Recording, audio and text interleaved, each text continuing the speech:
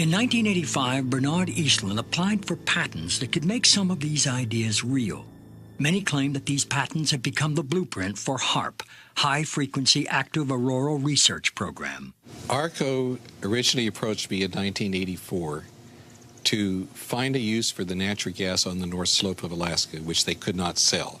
To give you a feel for how much gas they asked me to find an application for, it was enough gas to produce all the electricity in the United States for a full year. I originated some ideas for military applications and beneficial civilian applications in which that gas would be converted into electricity and then used to power some gigantic antennas. What does HAARP do? HAARP is a large antenna where we beam radio frequency energy up into the upper atmosphere, and we create on a small scale what the sun normally does.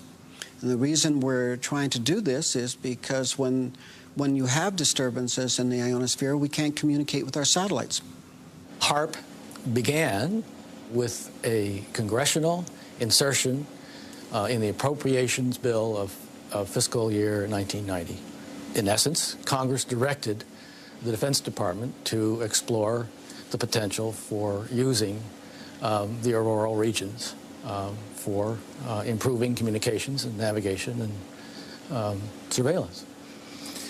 From there, the assignment came that the Navy and the Air Force were to manage the program. It is people from those two organizations that have worked together for the past 7 years.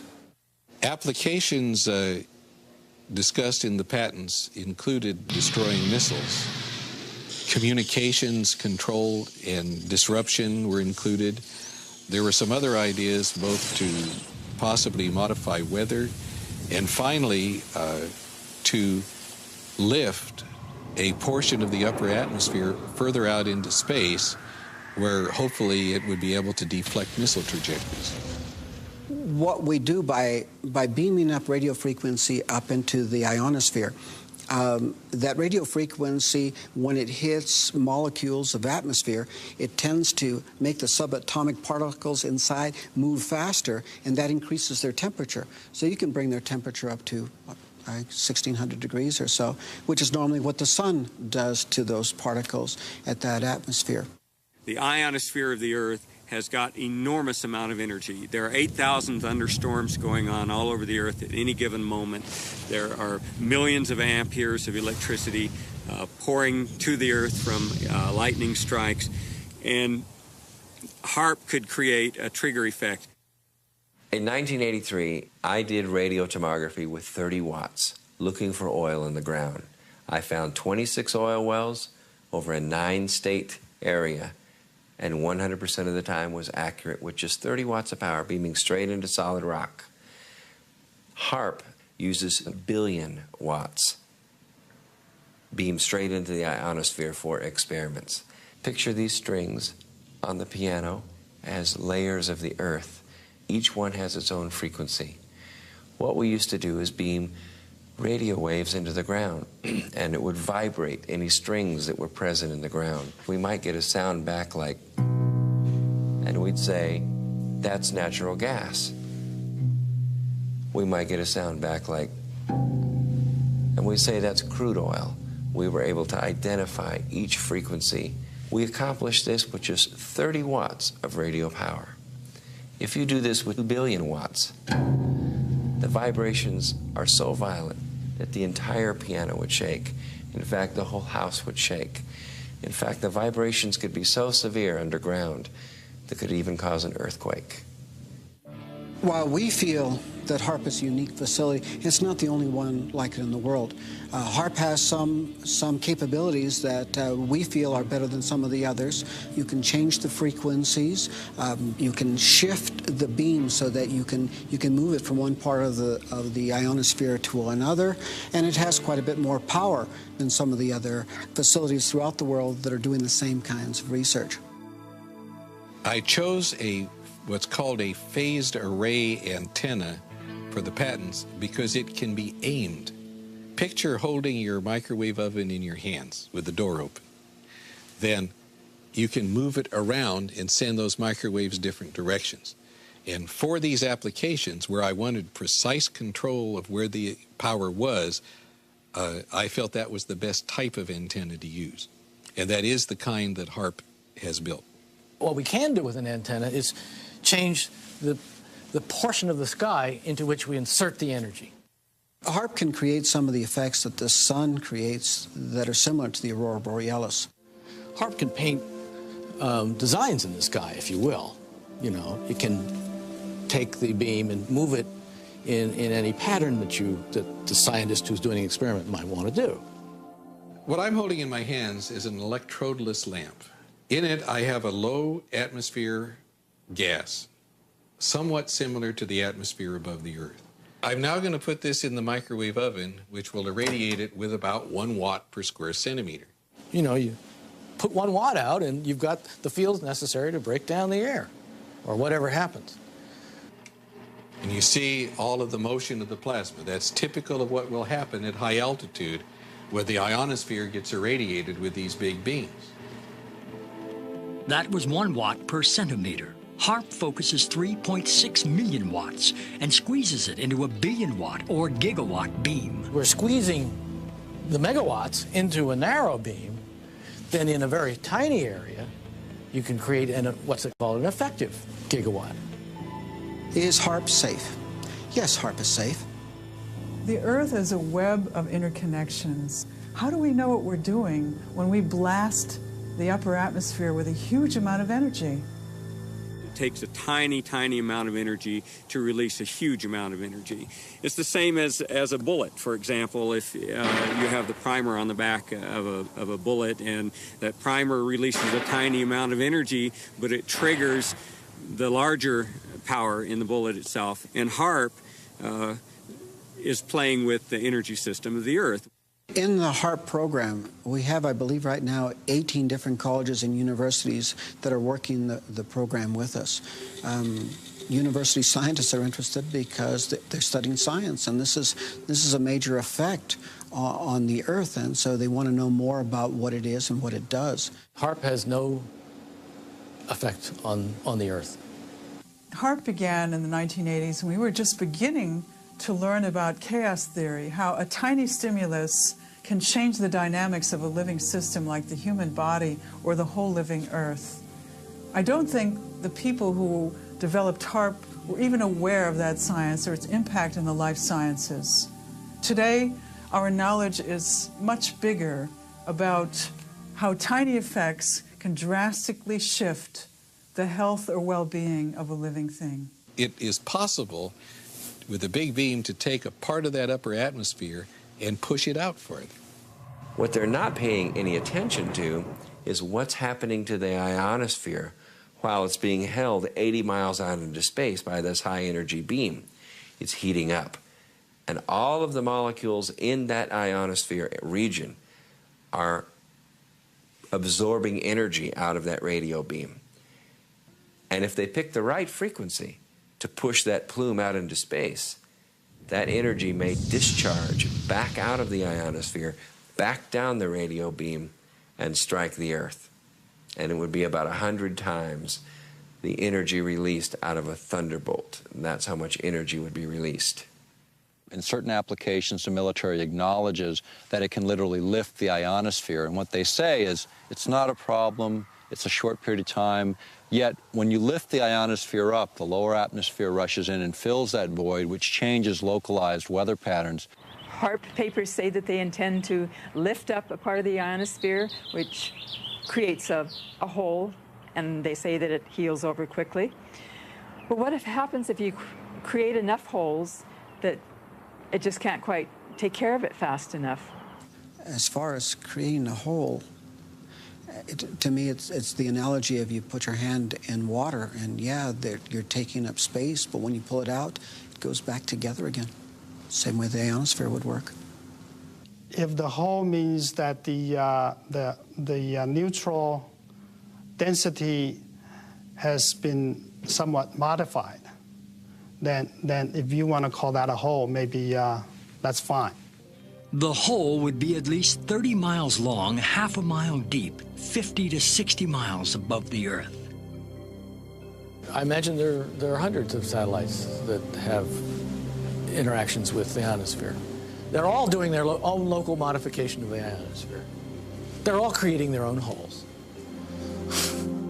Satellites, rockets, space shuttle flights, not just HAARP, but many technologies out there in space are creating holes in heaven. As to this question of injecting more high-energy particles into the Earth's electrical system, the ionosphere is a dynamic system, ever moving, ever changing. I don't think anyone on this planet really knows the point where enough is enough. This was the planning document that really brought HAARP into being, and the absolute requirements ran from 1 gigawatt, which is 1 billion watts, all the way up to 10 billion watts of effective radiated power with a desired level of 100 billion watts.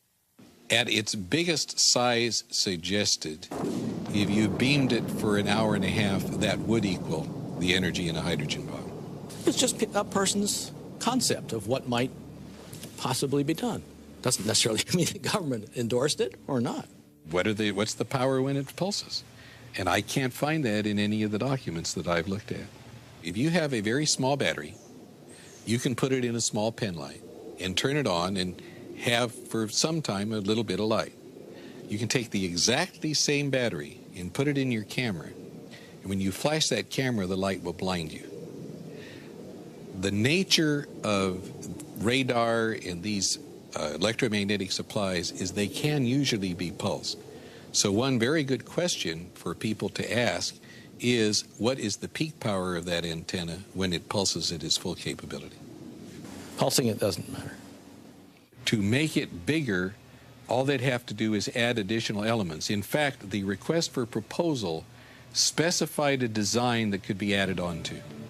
The first module is what's called a developmental prototype, and that's 48 antennas in a 6x8 array.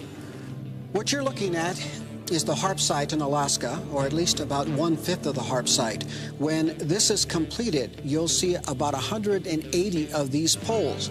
Together, those 180 poles make up one single antenna, designed along with these cross members and a wire mesh here to send all the information, all the radio frequency energy that is generated by these trailers up into the ionosphere. As they acknowledge in their papers when they say, we don't know what will happen when we push it to the next level of effects. The military record explains it as phase 1 of a multi-phase project. It's going to get bigger, it's going to continue, and that's again why we're concerned. There's always a limit to everything, although we don't know exactly where that limit is. We are surrounded and bombarded by millions of megawatts of natural energy because the sun blows a solar wind which crashes towards the Earth. Since the Earth is a giant magnet, the magnetic field called the magnetosphere protects us. HAARP's original patents were designed to distort or alter the magnetosphere. It's interesting to compare humans and the Earth. The Earth has a magnetic field. Humans actually generate a magnetic field too, especially in our hearts and brains. Every cell in our body has a powerful magnetic substance called magnetite, which responds sensitively to magnetic fields in our environment. If HAARP is altering the magnetosphere, which is the magnetic field of the Earth and all around it, surely this will have an effect on our health and on our physiology. HAARP's combined antennae generate a focused billion-watt high-frequency radio beam, which penetrates the lower ionosphere and interacts with the currents of the auroral electrojet. During this modification, this pulsing beam stimulates the ionosphere, creating ELF waves which can move great distances through the lower atmosphere and penetrate into the Earth to find missile silos, underground tunnels, and communicate with hidden submarines. There's a current flowing through here called the auroral electrojet. You deposit energy in there, you're changing the medium, okay, and you're changing the current, and you're generating ELF and VLF waves. In simple terms, the electrojet is a river of electricity high above us. And a paper that I've read recently adds to the indications that they intend to cause it to dip down closer to the Earth so it can be tapped for a huge electrical power generating station, which is insanity because they don't know what they're dealing with. They're dealing with the planet's electrical system. The electrojet affects global weather. Sometimes during a magnetic storm, for instance, it touches the Earth. It can knock out telephone cables and power grids. What HARP is capable of doing is to modify the electrojet. By modifying the electrojet, that current in the ionosphere, it has a capability of generating low-frequency waves. What essentially the system does that's different is instead of the radio frequency energy dissipating as it goes up from the antenna array, it's actually focused. And the larger the antenna array, the higher they can focus the energy. And once they get the energy up into the ionosphere, depending on what they want to do, they can create a secondary frequency causing the ionosphere to vibrate, sending that signal back down to the Earth. And what that essentially does is allow them the ability to communicate at very high data rates with submarines, also allows for the possibility of Earth-penetrating tomography, or in the vernacular, would be like X-raying the Earth or looking into the Earth several kilometers deep. I heard one of the scientists point out they can make these ELF waves penetrate the Earth and get an image when that comes back. When I did this in '85, that kind of capability did not exist. We, in fact, are doing experiments, or plan to do experiments, to see if we can detect tunnels underground. There is a way of being able to use this type of technology to be able to look for minerals that can be just below the surface of the Earth. Oil, gas, different types of ore. HARP can be used to explore oils or gold mine and the like.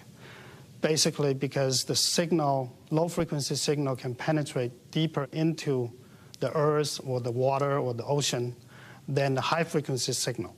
But this same kind of signals in the same frequency range, can affect human mood. The human brain operates on very low frequencies. For example, when we're thinking, actively, we're generating about 13, 14 cycles per second. When we're meditating, we're generating 8 cycles per second. And when we're asleep, the brain waves are running at about 4 cycles per second. And HARP is capable of generating all of these frequencies. These kinds of signals can control the human brain. And if you can control these frequencies and multiples of these frequencies and various combinations, you can control all kinds of emotions. You can generate happiness, you could generate sadness, you can generate any mood you want. We are immersed in ELF waves. And those, as far as I know, maybe they are affecting us, but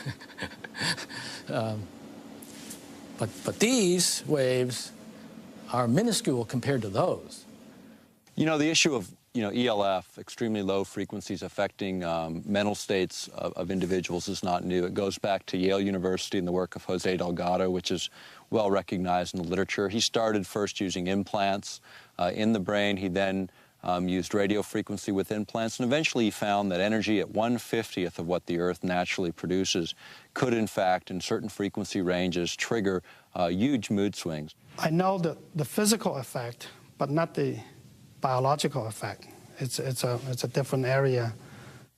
I was considered a child prodigy in electronics. My entire life has been devoted to the study of the effects of electromagnetic energies on the human mind. When I was 13 years old, I invented a device that transmits sound to the human brain using electromagnetic waves. So this is my field. I've been studying this field for over 40 years. And HARP scares me because I know what it can do. I know that HARP can be used to control the human mind.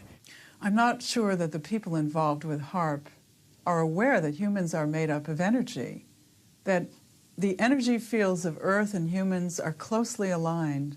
I don't even understand what you mean by energy. Humans are made up of energy. What does that mean?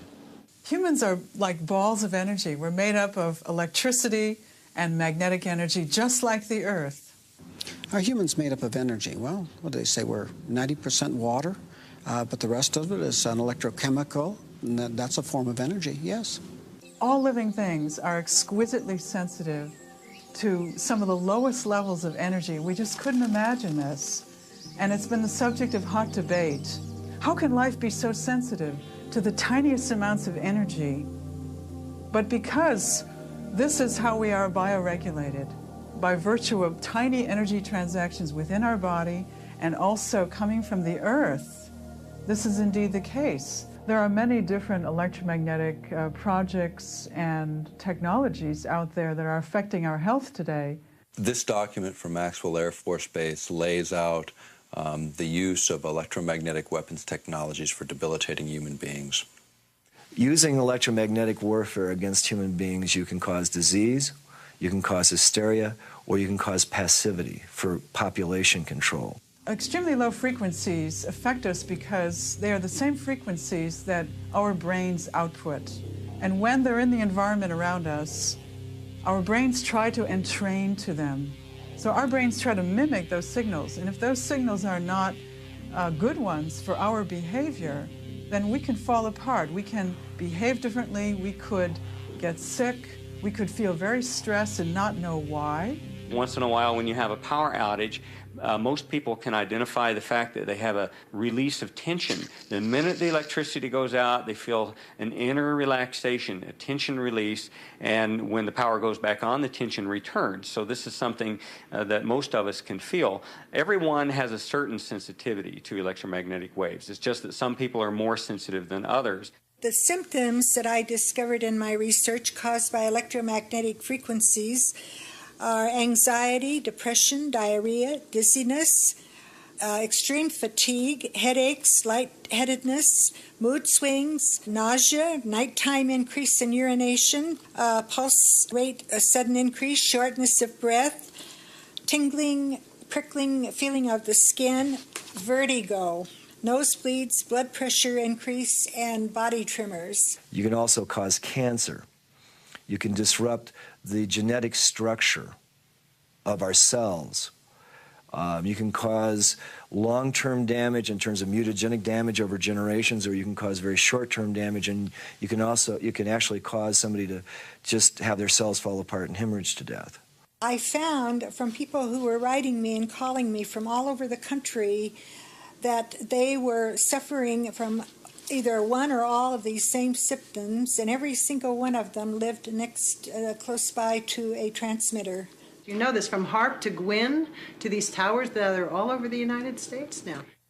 GWIN stands for Ground Wave Emergency Network. In nuclear attack, the ionosphere would be essentially destroyed by air bursts of nuclear weapons, and there wouldn't be any reflection, and all communication links would go out. Was thought of as an emergency backup communication link in case of nuclear attack. The weapons technologies are changing so dramatically at this particular time. It'd be like equating introduction of gunpowder to the West or the beginning of the atomic age earlier this century. And that's what's happening with electromagnetic weapons technologies today. The Air Force Phillips Laboratory is the Air Force's primary laboratory for doing space research, and that involves things like HARP, studying the ionosphere.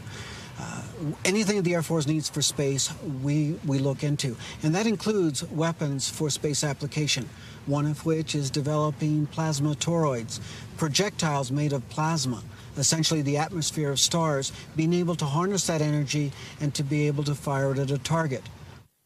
We have a device called Shiva. Shiva is a large capacitor bank. Capacitors store electrical energy. And then in a very short time, we release that energy. In about 100 millionths of a second, we will release the same amount of energy as the entire U.S. electrical production for that same instant in time, where the electrons rip from their orbits and you have a soupy gaseous mixture, thousands of degrees hot. Potentially a very serious weapon. Electromagnetic warfare can also be used in coordination with ionospheric warfare. After I had actually left the program in 1987, one of the last communications I had with ARCO indicated that there had been a contract awarded for ionospheric warfare studies. I have not heard of ionospheric warfare. I don't even know what the term means. In other words, using the ionosphere as an amplifier and as a broadcast medium. What we're actually doing with the ionosphere at that point is we're not just reflecting a signal, we are amplifying the signal. We are causing it to become much, much more intense, hundreds of thousands of times more intense than it would have been otherwise. We're broadcasting that signature over a large area of the Earth. HAARP says it's not producing a weapon. HAARP cannot be used as a weapon. Some of our critics have argued that HAARP is only the beginning and could be a major weapons system. That just isn't true. What HAARP is basically a ground-based Star Wars weapon technology. I'm the Attorney General and Environmental Program Manager for the Upper Cook Inlet Environmental Protection Consortium. And we've been working on HAARP for many years. And they've located HAARP at Gakona because of the magnetosphere is closest to the surface of the Earth. And they need that magnetic pole to do their shots into the ionosphere and stratosphere. With HAARP and however long it's been on the drawing board, the people here haven't known about it that long. And it changed from one thing to another. And what a lot of people are not aware of is it's ground-based Star Wars technology. And the United States Congress has said that they quit funding Star Wars. So they call it everything else but Star Wars to get it funded. I just don't know whether it's an outgrowth of Star Wars. The application described in the 1991 patent would be such that if anybody were to fire a missile from any direction, anywhere, to another point on Earth, it would intersect this relativistic layer and be basically exploded. I've never been asked whether this is an outgrowth of Star Wars or not. As a scientist, you do like to be recognized for things you've done. And because I couldn't write to the press, I'm under ARCO confidentiality, I sent a letter to Lord Cook, the chairman of the board of ARCO, and received actually a very nice letter back complimenting me for my contributions and assuring me that they would inform the HAARP people of my contribution. There was never any intention to build anything associated with what Mr. Eastland had proposed in his patent. If you read the patents, I was thinking of ways to use it defensively. One was as an anti-satellite device. You could make these electrons in space and hurt a satellite. That could be used either for offense or defense. We could hurt the enemy's communications while maintaining ours, and I was interested to note that that was one of the things said in the HAARP basic technical document. Star Wars was the state-of-the-art military technology of the 80s, but in the 90s and in the new millennium, it's going to be electromagnetic warfare. What we do know about electromagnetic systems and electromagnetic warfare is becoming even more interesting. As late as April 28, 1997, U.S. Secretary of Defense Cohen announced at University of Georgia that, in fact, geophysical warfare was becoming a more intense problem. In fact, they even speculated that terrorist organizations would have systems that could modify weather, create volcanic eruptions, or even cause earthquakes using electromagnetic waves. You know, earthquakes is another thing. We have had a lot of them, a lot of volcanoes more in the last few years. Whether or not that is just a cycle of happenings, because we've had a history of earthquakes and volcanoes throughout recorded history, but it just seems to me like that it's coming more often, and that there has to be some connection with some of the things that we as humans are doing to our Earth. The issue of earthquakes has been, looked at by other specialists, even going back to the work of J.F. Gordon MacDonald when he was at UCLA. In the late 60s, he was also a science advisor. Lyndon Johnson is a specialist in geophysical warfare. He asserted then if you could ever get enough energy in at just the right frequency and just the right waveform, you could, in fact, trigger these kinds of events. And I think that's exactly what the Secretary of Defense, Cohen, was saying just a few days ago, was it's this idea that now terrorists may possess this kind of technology. It's obvious. I mean, if we're concerned that terrorists have it, we certainly do. Back in 1912, Nikola Tesla said it was possible to split the planet by combining the correct vibrations with the resonance of the planet itself. The idea of affecting weather for many people, it gets to the point where you say, well, can that even be real? And when you go back in time, even to 1976, the United States, along with over 60 other countries, signed an accord where we agreed to not use weather manipulation as a weapon of war. This is before biological and chemical treaties, before many of the nuclear disarmament treaties. And yet, that was such a big threat in '76. Has the science progressed? Certainly. We're in this sea of energy. We're in a sea of gases. We're in a sea of particles that are charged. And they're moving constantly, just like a current in the ocean, just like the wind in the atmosphere. This current forms. And you draw and you attract these particles. Well, Wilhelm Reich attracted these particles. He pointed it at the sky and he said, you want clouds to be built there? You got a drought? He would point the device at that place and clouds would form there. In the 40s, there was interest in weather modification. That by the 50s, there was actual experimentation in that area. By the 1960s, that area had advanced substantially. Well, there have been programs with salting clouds, you know, salting things with silver iodide, and there's been some experiments where people from airplanes threw chaff out, the little pieces of metal, and tried to get those to absorb power. We have done such damage to the thermal balance, to the hydrologic balance of this planet at this point. We are seeing more and more disasters. You have to watch the news. You have to notice these things. You can't just take Prozac and forget about it, and the next day you see the whole Ohio River Valley was just flooded.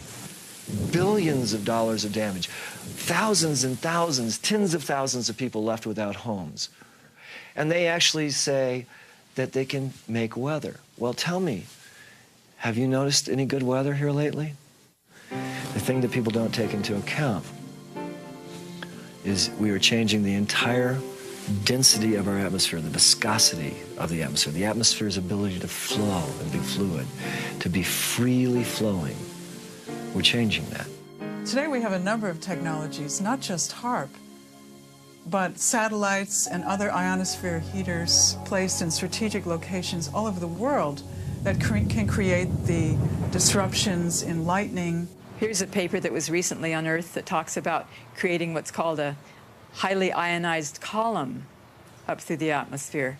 It might trigger lightning if lightning was ready to occur, and suddenly this conductor was thrust in the middle of, into the situation, then yeah, it could. If you beam this radio wave into the ionosphere and you continually charge it up, not only are you sending energy into the ionosphere, but you're providing a path for energy to come back down out of the ionosphere.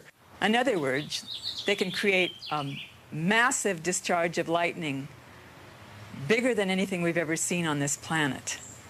And if you aim the beam at the down, and it happens to be in a region where there's a lot of charge, you can initiate a discharge in that area, perhaps. Once a solar tap is formed and the ionosphere actually discharges, the electrons and energy will come from all over the ionosphere to that one point, and it will strike the ground in a bolt that is 100 times greater than any lightning bolt imaginable. And it will not just strike one time. It will strike 30 to 40 times a second until there are not any longer electrons or energy to flow from the ionosphere through that tap to ground.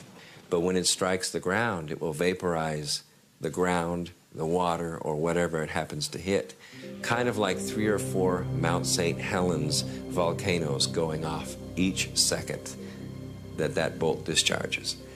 Now, admittedly, that's kind of far-fetched, but whenever you're doing experimentation and you're taking risks with large amounts of energy, you must responsibly look at the worst-case scenario. And that could be the worst-case scenario. Well, everyone has to remember that the Earth is a living organism, a lot of living organisms, and things change. To not change is dead. And I believe that we are all electrically connected, and so when you start playing around with electricity, you're going to affect everything. And so I think we need to be very careful as to what we do, especially affecting humans, animals, and other life forms. Well, animals and birds are incredibly sensitive to electromagnetic energies. HAARP will not affect animals or birds. That's in the environmental impact statement. What I've heard about HAARP is that it can punch a hole through the atmosphere if they wanted to, and that it could disturb the migratory bird pattern. It'll mess with like traditional village life who depend on the birds for their food and everything. They shouldn't even build the machine if they don't know what it can do, because what if they just totally destroy the Earth with this HARP machine? What are they going to think then? I think the biggest thing that scares me is that they don't know what they're doing. They're just trying it out. We don't know the results, and that's why we experiment. When people say they've never done this before, there's a lot of experiments that haven't been done. That doesn't mean we should get up and do them. I mean, none of us have put a gun to our head just to see what would happen either. Every scientific experiment involves surprises of that sort, and some of them very much alter what the purposes had been at the outset. I don't think it needs examples because it's such a commonplace phenomenon. That ghostly shading on the bridge walk is the only remaining evidence of what was once a man. The bomb blast consumed his body entirely, but cast his imprint on the stones where he stood to meet his fate.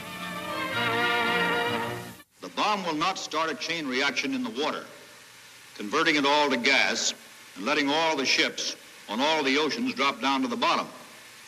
It will not blow out the bottom of the sea and let all the water run down the hole. It will not destroy gravity. I am not an atomic playboy.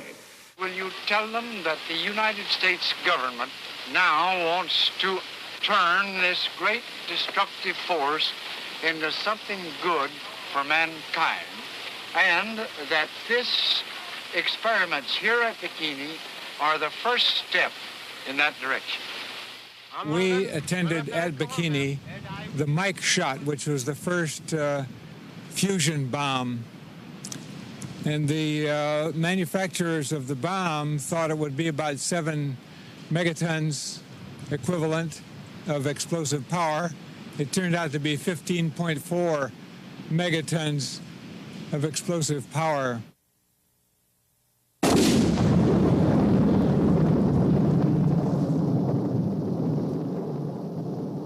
Their island was much more contaminated than had been presumed, and the radiation from that weapon contaminated the ocean. It's just like with DDT, remember? We were told that that wasn't harmful, and they drove through the streets and actually sprayed DDT from trucks on school children while they were eating lunch. Is HARP 100% safe? I don't think I would categorize any radio transmitting system as 100% safe. We have made it as safe as we can. We have followed all the standards that are applicable. There are no standards because we have no intimate knowledge of how Earth and life work together. Many times we've experimented on various different things, and then it didn't turn out the way we expected it to. It can get as big as what's been determined to be safe in the environmental impact statement. It can't go any bigger than that. The environmental impact statement was funded by the Air Force and the Navy, the people that are running the program. When you look at the Earth itself, you think about the Earth and how it releases energy naturally. You can look at earthquakes, and what we know about them over 30 years is they're increasing in depth, frequency, and magnitude. You can look at weather patterns. And what everyone knows, at least in this country and most of the world now, is weather patterns are going through dramatic shifts that are blamed on any number of factors. And you can also look at tidal heights in the North Sea, which have been steadily rising over a 30-year period as it's been charted. All of that indicates releases of energy. And then in the midst of this natural releases of energy, we're going to inject billions of watts of power into the magnetic lines of force. What this will do, they don't really know because they've never been at these power thresholds before. Safety is the main consideration here. Aircraft safety, radio frequency safety. The environmental impact statement is the governing document, and anybody that has an environmental concern that we have not addressed in this should come to us. and let us know about it. There's no independent scientific committee looking at this outside of the military. There is no physiologists or bioscientists involved in this project from the military looking at those bioeffects. We think it's a narrowly focused program in the sense that the bulk of it is military-driven. That's what's driving the budgets, and that's what's driving the program. The military research is one line of work, and I would say the medical research is another line of work, and for most part, these two groups are not talking to one another. There are a number of scientists like myself who are concerned about this, who are in fear of what HAARP could do to the planet. Not only mind control, but weather changes, possible earth changes, earthquakes, things like that.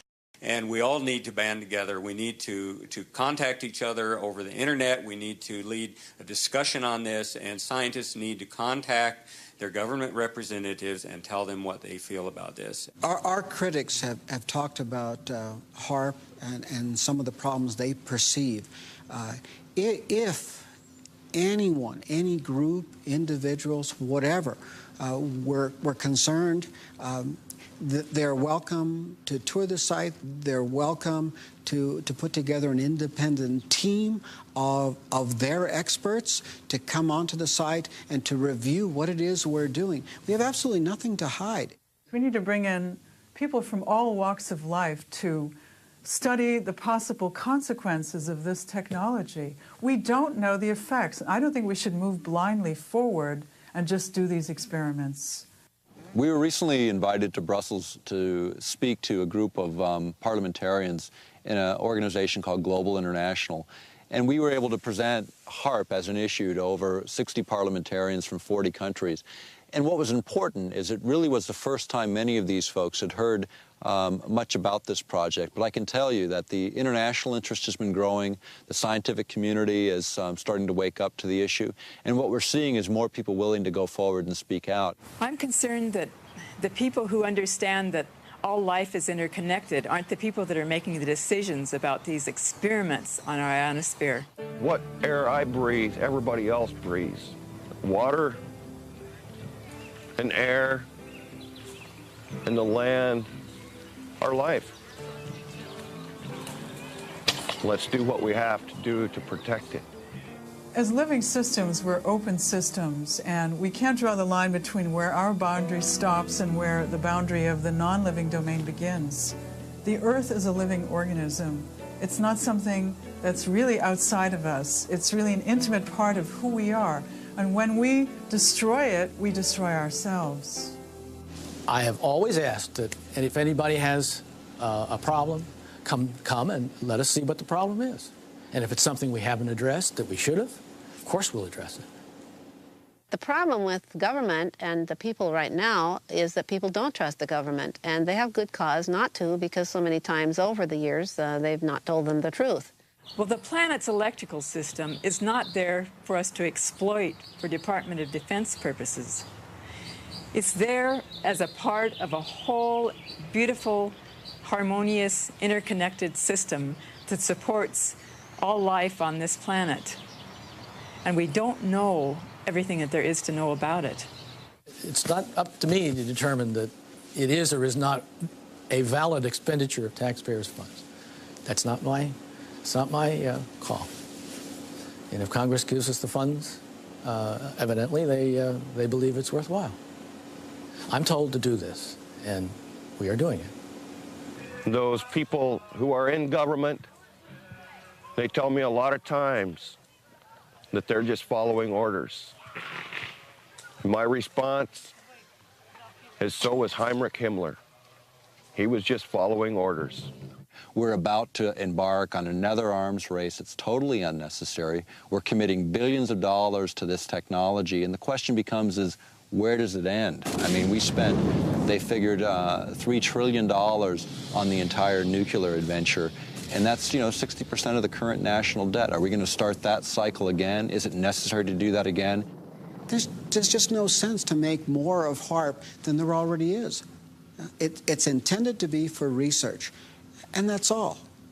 So even though HAARP is small today. It really, every major weapons program was small at its infancy. It's just we usually don't find out about them till 50 years later. In this case, we're finding out at the beginning phase, and this is a time for people to take and pay attention and look at this technology and determine, is this really a direction we want to go, and is it really necessary right now?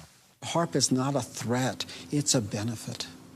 We also know that there are other very specific frequencies which are different from the war games frequencies, which can enhance healing, which can accelerate natural healing in our bodies, which can alleviate our mood disorders, which can help us get over depression, anxiety, and sleeplessness. The military has very different plans and asks different questions looking at the same system than the scientist who's interested in medical issues or healing the planet.